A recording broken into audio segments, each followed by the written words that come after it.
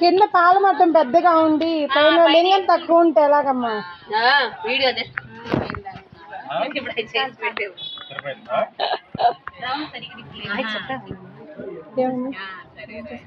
నేను అటు చెబుతా, మీరు చెప్తారు.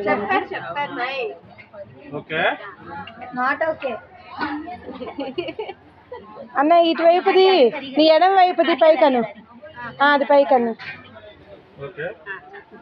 మీరు ఇన్ఛార్జ్కి సలహాలు ఇస్తున్నారు.